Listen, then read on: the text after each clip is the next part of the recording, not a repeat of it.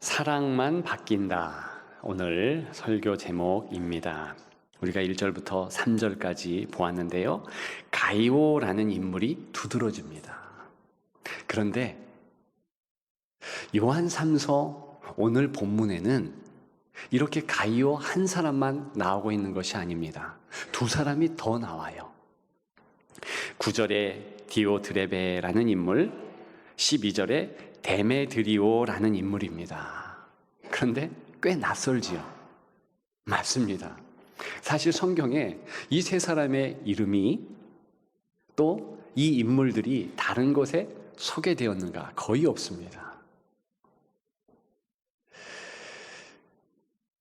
그럼에도 불구하고 이 짧은 요한 3서에 이 세 사람 이름이 낯선데도 부각된 것은 이유가 있습니다. 이들이 바로 교회에 다니는 사람들의 세 가지 유형을 나타낸다는 것입니다. 우리가 곧 살펴보겠지만 가이오는 참 칭찬받은 사람의 전형입니다. 기쁨을 주는 사람이지요. 그에 반해서 디오드레베라는 인물, 이 인물은요 9절에 보게 되면 으뜸되기를 좋아해요. 뭐든지 자기의 이름이 높여지기를 원하는 사람이라는 뜻입니다. 그런 유형의 성도지요. 또 한 사람, 데메드리오. 이 사람은요, 이 요한 서신, 오늘 본문의 이 서신을 전달한 그런 전달자입니다. 일하는 그리고 열심히 있는 성도의 전형입니다. 이렇게 세 가지 유형의 사람들, 오늘 본문은 제시하고 있습니다. 우리는 어떤 유형의 사람인가? 그것 생각하며 이 세 인물 대하는 것도 참 흥미진진합니다. 그런데 오늘은 이 세 유형보다는 두 유형으로 좁히겠습니다. 한 유형은 칭찬받는 가이오 같은 유형, 그리고 데메드리오 같은 역시 칭찬받는 그런 유형 하나로 묶고, 다른 유형은 디오드레베라는 인물이 소속되어서 으뜸하게 좋아하고, 그래서 책만 받는 그런 부류의 사람들입니다. 우리가 곧 보겠지만 이들의 차이점은 꽤나 큰 것처럼 보여집니다. 그런데 사실은요, 칭찬받는다고 해서 전혀 마음을 놓을 수 없습니다.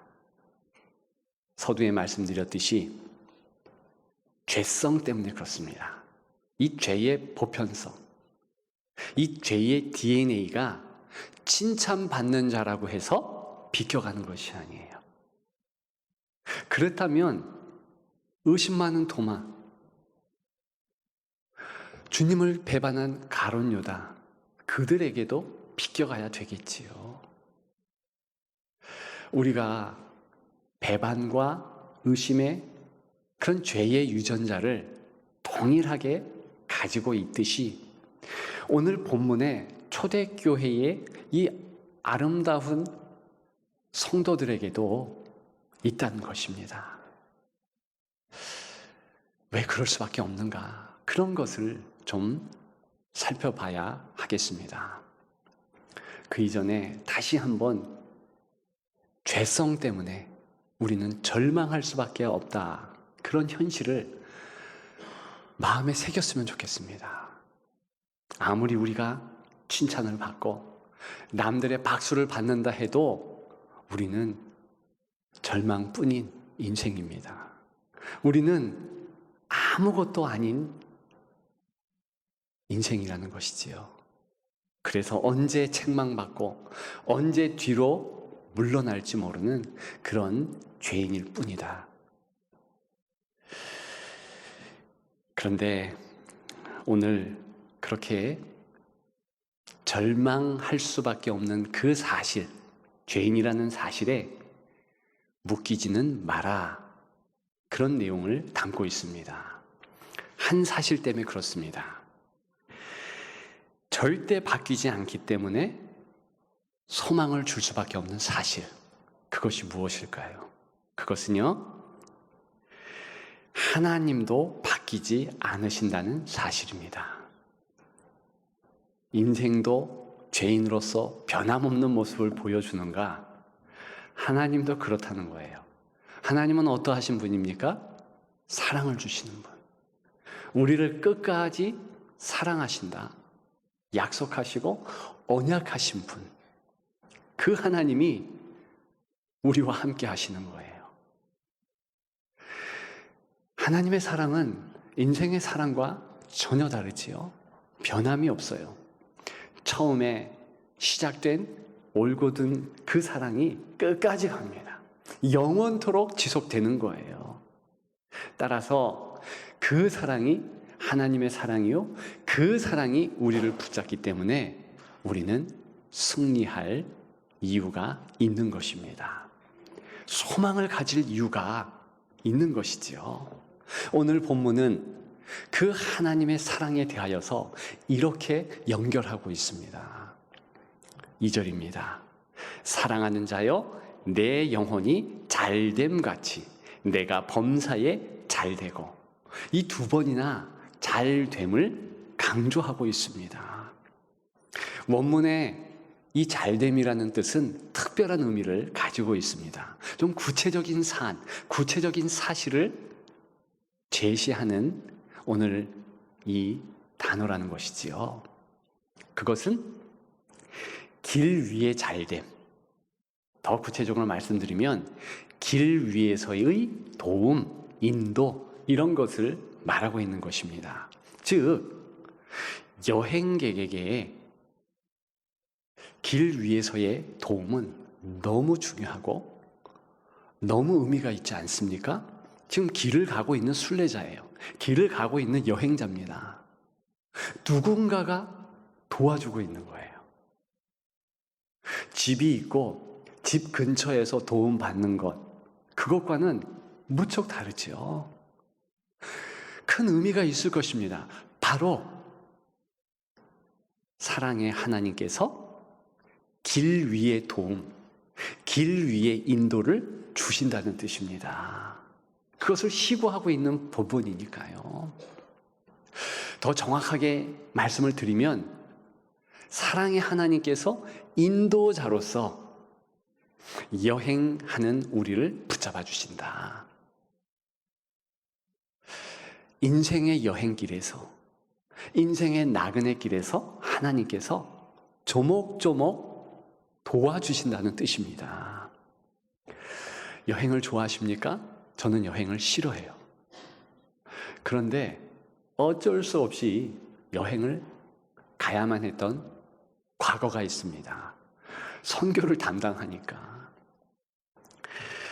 그런데 선교 여행 가서 인도자, 가이드 잘못 만나서 크게 힘들었던 적이 있습니다. 그 과테말라 밀림에 갈 때이지요. 인도를 잘못한 거예요. 어떤 곳으로 인도했는가? 벌떼가 있는 곳으로. 벌떼 습격을 당합니다. 그래서 제가 약간 과장을 섞어서 정말 죽을 뻔했습니다. 귀가 통통 붓고요. 어려움을 당했습니다. 어떤 가이드가 옆에 있느냐에 따라서 여행의 색깔이 달라져요. 맛이 달라져요. 불행함과 행복도 가늠할 수 있습니다. 제가 되짚어 본 여행들이 전부가 그랬어요. 누가 인도하는가? 인생의 여행길은 더욱 그렇습니다. 나 혼자 가는가? 사랑이 많으신 하나님께서 인도해 주시는가? 이게 갈라지는 거예요. 그런데 오늘 정황으로 보게 되면 그 크신 하나님의 사랑이 아버지의 그 관심과 배려, 은혜 가운데서 폭포수와 같이 넘치는 인생길이라 그렇게 말하고 있는 것입니다. 귀하지 않습니까? 의미 있지 않습니까? 그것이 성도의 삶이에요. 그런데 한 사람 한 사람 이렇게 몇 사람만 그런 식으로 하나님께서 인도해 주시는 것이 아니라 그리스도를 믿는 모든 사람을 그렇게 인도해 주십니다. 오늘 본문에 가이오가 대표적인 사람이잖아요. 그런데 이 가이오만 이렇게 하나님께서 사랑하실까요? 인도해 주실까요? 아니죠. 9절에 나쁜 유형으로, 책망받는 유형으로 살펴볼 디오드레베라는 인물 또한 그렇습니다. 그 부류의 사람들 또한 하나님께서 사랑해 주시는 건 맞잖아요. 왜요? 이들도 지금 교회에 다니고 있습니다. 이들도 열심히 봉사를 하고 있어요. 하나님의 일을 마음을 다해서 하고 있습니다. 당연히 하나님께서 붙잡아 주시고 인도해 주시고 함께 해 주시죠. 사랑을 부어 주시죠. 근데 차이가 있어요. 우리가 봤듯이 큰 차이가 있습니다. 9절을 보게 되면 내가 두어 자를 교회에 썼으나 그들 중에 으뜸되기를 좋아하는 디오드레베가 우리를 맞아들이지 아니하니 10절이죠. 그러므로 내가 가면 그 행한 일을 잊지 아니하리라. 그가 악한 말로 우리를 비방하고도 오히려 부족하여 형제들을 맞아들이지도 아니하고 맞아들이고자 하는 자를 금하여 교회에서 내쫓았더라. 지금 어떤 상황이냐면 이 디오드레베는 지금 지역교회, 가족교회의 장로 혹은 감독쯤 됩니다. 그렇게 여겨져요. 왜냐? 그만한 권한이 있는 거예요. 그런데 현대교회가 아니라 예전의 교회예요. 규모들도 작지만 또 흩어져 있습니다. 목회자들이 충분히 목회할 수가 없어요. 사람, 목회자 수가 당연히 부족하겠습니다. 그래서 순회 전도자들이 있었습니다. 사도 요한 시대에 그랬다는 것이죠. 그런데 이 순회 전도자, 즉 선교사들이 여기저기 돌아다니면서 방문을 하는데 이 디오드레베는 어떤 연유든 오늘 본문은 나왔죠. 으뜸되기 위해서 이렇게 배척을 하는 거예요. 심지어는 그 유명한 사도 요한까지도 배척을 하는 거예요. 또 선교사를 선한 마음으로 맞이한 성도들까지도 배척하면서 내쫓아 버리는 거예요. 어찌 이런 망할 짓을 하겠습니까? 이렇게 어이없는 짓들을 행하는 것이죠. 어디에서 차이가 있을까요? 실은 많은 차이가 있는 게 아니에요. 단 한 가지 차이가 있다는 것입니다. 사랑입니다. 사랑이 관건이에요. 어떤 대상에 대하여서 사랑하느냐, 그것이 문제였습니다. 오늘 본문의 이 가이오는요, 얼마나 주님을 사랑했는가 역으로 알 수 있어요. 1절에 보면 장로인 나는, 즉 사도 요한을 나타냅니다. 사랑하는 가이오, 사랑한다고 고백했어요. 곧 내가 참으로 사랑하는 자에게, 두 번이나 강조했죠. 2절에도 보면 사랑하는 자요, 이렇게 세 번이나 계속 강조하고 있습니다. 왜요? 영적 아들이기 때문에 그렇습니다. 사도 바울이 전도를 했든 혹은 양육을 했든 이 가이오는 사도 요한의 영적 자녀예요. 그래서 그래서 사랑을 받는 것 당연했습니다. 그런데 성경에는 그 정황을 넘어서 하나님께서도 아버지로서 이 가이오를 엄청나게 사랑한다는 그런 사실을 담고 있습니다. 또 한 가지, 가이오 역시도 응대해서 그 하나님의 사랑 그대로 대응하여서 이 가이오의 마음, 사랑의 마음을 하나님께 드린다. 이런 정황을 지금 담고 있는 것입니다. 근데 솔직히 얘기하면 가이오는 현실이 힘듭니다. 가이오의 현실은 어려웠어요. 그것을 2절 하반절에서 알 수 있죠. 내가 범사에 잘되고 강건하기를 내가 간구하노라. 간구하는데 무엇을 간구합니까? 강건하기를.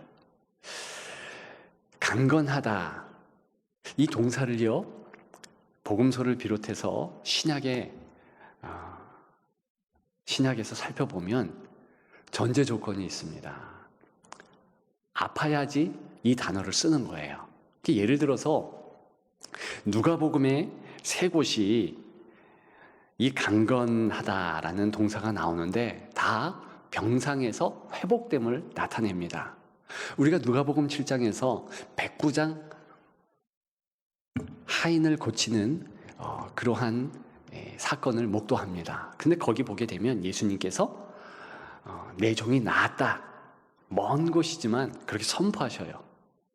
그랬더니 진짜 가서 확인해 보았더니 강건하여졌어요. 똑같은 오늘 본문에 이 동사를 썼거든요. 그러니까 강건하다라는 것은 병에서 이렇게 좀 좋아지는 것을 의미합니다. 따라서 적어도 이 가이오는 병약하거나 더 정확하게는 병환에 있다는 것을 의미합니다. 그러면 그런 가운데서 하나님의 사랑 느낄 수 있을까요? 물론 느끼겠죠. 그런데 아주 센 병환이라면, 건강에 문제가 있었다면 그렇게 할 수 있었을까요? 조금 어려워질 듯해요. 저와 여러분들에게는 한계 상황이 있습니다. 서두에 말씀드린 우리의 그 민족적 DNA, 염세적 그러한 사고, 그것도 한계일 수 있지요. 또 여러 가지 건강의 문제, 한계일 수 있습니다. 가이오에게도 그랬다는 거예요. 그런데 이 가이오는 자신의 현실을 놓고 하나님 앞에 원망하지 않았습니다. 그 얘기는 실제로 그가 그 현실, 그것이 어떻게 하나님께서 합력해서 선을 이루는지 알기 때문에 그런 거지요. 그 정도는 우리도 적용할 수 있겠습니다. 우리의 현실이 힘들고 어려워요. 우리가 어떻게 할 수 없습니다. 그럼에도 불구하고 그 현실을 우리 하나님은 은혜로 바꿉니다. 더 하나님을 의지할 수 있는 이유로 바꿔주시는 거죠. 그래서 만나주시는 것이죠. 이기게 하는 큰 역사가 그리스도와 동행해서 승리하게 되는 것입니다. 왜 예수 그리스도 우리에게 가장 큰 은혜가 될까요? 살아계신 사랑의 하나님께서는 예수 그리스도 그분이 십자가에 달려 돌아가심을 통하여서 우리 현실을 이제 뚫고 들어오시잖아요. 함께 해주시잖아요. 그분의 선명한 이 손에 난 상흔으로 인하여서 우리가 그분을 바라보면서 한 날 한 날 이길 수 있잖아요. 그렇게 하나님 사랑이 우리의 현실 가운데서 이렇게 덮여 씌운 것. 그러면 우리는 모든 환경들을 이겨낼 수 있습니다. 문제는 디오드레베, 이와 같은 사람이지요. 다시 한번 구절을 보면 으뜸되기를 좋아하는 디오드레베가 그랬습니다. 지금 책망하고 비난하는데 으뜸되기를 좋아한다. 원문의 뜻이 무엇인 줄 아십니까? 자기를 첫 번째 둔다는 거예요. 예수 그리스도를 사랑하지 않는 것은 아닙니다. 주님을 사랑하지 않았다면 성도가 아니죠. 주님을 사랑하지 않았다면 리더가 되지 않았겠죠. 교회의 봉사자가 되지 않았겠죠. 여전히 과거처럼 지금도 오늘 본문의 현실에도 주님을 사랑하는 건 맞아요. 그런데 어느 때부터인가 이제 주님 사랑보다 나를 사랑하는 것이 커져가기 시작하는 거예요. 이제는 나의 이익, 나의 유익, 나의 명예, 나의 이름이 주님의 그것들보다 더 앞서가기 시작했습니다. 바로 그것이 으뜸되기를 좋아한다는 모습이에요. 자기가 잘난 척하고 아무데나 얼굴 내밀고 교만하고, 물론 그런 부분도 일부 있을 수 있죠. 그러나 본질적인 의미는 그것이 아니고 예수를 사랑하되 나를 더 사랑하는 거예요. 예수를 챙기되 나를 더 챙기는 거예요. 우선순위가 바뀐 거죠. 다시 얘기해서 가이오는 자기의 사랑을 온전히 1순위로 주님께 드린 반면에 이 디오드레베는 자기의 사랑을 자기에게, 그리고 짜투리를 예수 그리스도에게 돌리고 있다는 것입니다. 이것이 현실이에요. 이것 때문에 어그러진 거예요. 이것 때문에 책망받는 겁니다.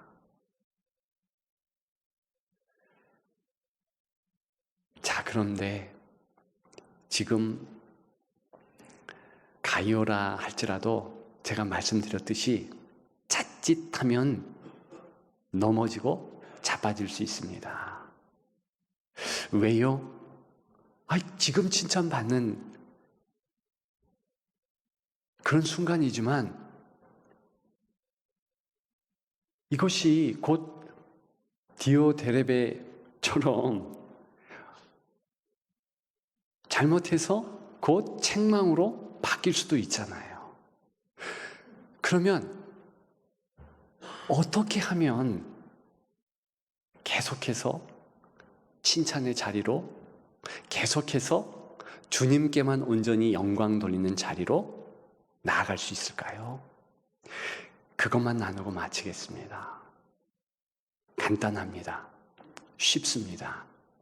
바로 내 사랑을 계속해서 예수 그리스도께 돌려드리느냐, 매일매일 확인하면 됩니다. 우리의 믿음의 선조들이 그 일에 대하여서 게으르지 않았습니다. 오늘 우리가 생각한 신앙의 선배들, 거룩한 도마는 끝까지 그렇게 주님의 상흔을 만져보면서 승리했습니다. 감사하게도 가이오, 오늘 본문의 신앙의 선배 또한 승리했다라는 결과를 오늘 본문은 보여주고 있는 것입니다. 문제는 우리입니다. 우리의 순서예요. 우리는 어떻게 승리할 것인가? 간단합니다. 주님을 만지는 거예요. 주님을 바라보는 것입니다. 그저 주님께 우리의 사랑을 드리는 것입니다. 우리는 한탄할 때가 있습니다.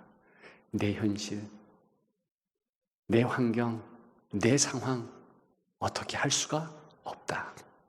그러나 이미 그 위에 그리스도의 사랑이 덮여져 있습니다. 그것을 확인하고 그것을 만지고, 그리고 우리의 사랑도 그리스도에게 드리면 우리는 승리하는 줄 믿습니다. 맞습니다. 사람 변하지 않습니다. 사람의 사랑만 움직입니다. 그 사랑이 내게서 떠나 그리스도에게 있을 때 우리는 승리하는 줄 믿습니다. 그런 여러분들을 응원합니다. 그런 여러분들 우리 주께서 기뻐하십니다. 승리하는 여러분들 되시기를 주님의 이름으로 축복합니다.